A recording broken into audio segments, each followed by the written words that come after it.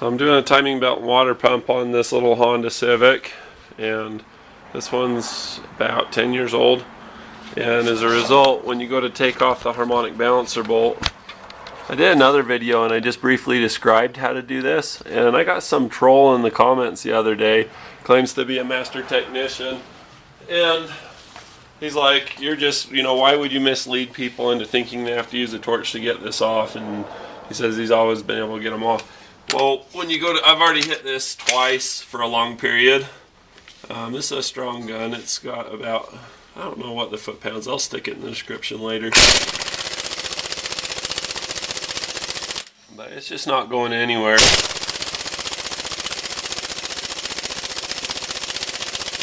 I'd sure appreciate it if it did. And you can take a breaker bar and stick the breaker bar in there and then crank the engine over. And I've got a great Armstrong breaker bar to put on it.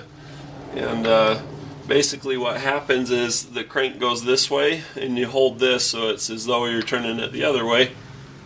But the thing I don't like doing about that is you stand risk of damaging other things around there. You stand risk of, it's all or nothing. If your bolt snaps off in there, or if you get into trouble otherwise, you're just hosed. If you do it this way, you can exercise some finesse and it works out just fine. So here's how you do it. You light your torch, put on some oxygen. It's easier if you're not on camera.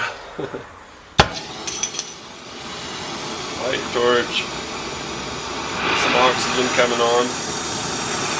What I like to do, I like to get just a little feather like that, just like a little 1-inch feather. I got everything cleared from the top. I double check it, make sure there's no wire harnesses or anything in the way.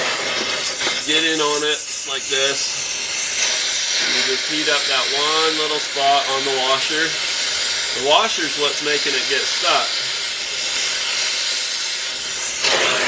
Just get it to glow a little bit. I went a little too far and I got the washer to actually break a little bit. But now when I go to put the gun on it, watch what happens.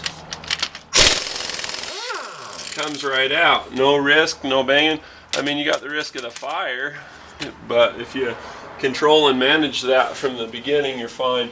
As far as the seals and causing leaks and any of that, this isn't that hot or that bad.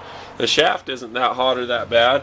Most all the heat that you get is all in that smoking bolt that you see there on the floor, on that little washer.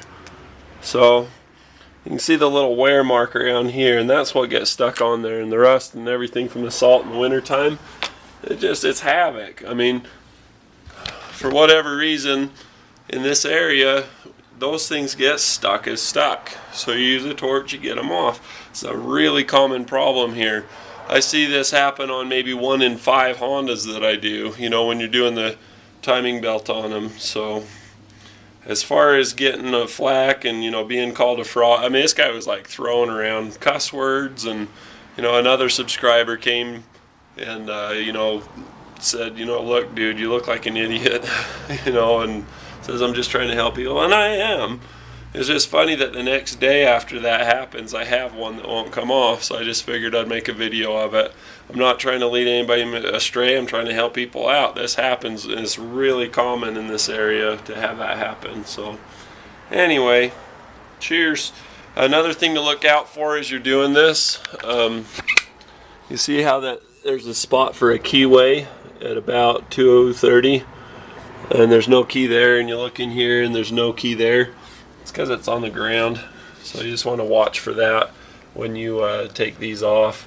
You don't need a pull or anything, you just wiggle them and they just pull off, but that key's going to fall out, so just make sure you set that aside and you'll be good to go. I knew there was something that I was forgetting on the video, and the thing I was going to remember to tell you is the other video that I did on why not to buy a flood car, or flood car problems and the flooded computers, whatever.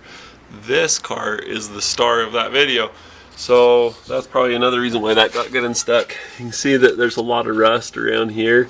You look on the bolts, it's just rust in random places, so I'm not super surprised that the bolt was as stuck as it was. See, they've had a blown out that opened up the fender here. That may have been a result of the accident. I think it went into a river or a pond or a lake or something. So poor little thing got its little hiney kicked. Rust. One thing I forgot to do, it's only been a matter of seconds, is I was going to touch this and just show the seal goes on this one, and as you can see my hand's not getting burned.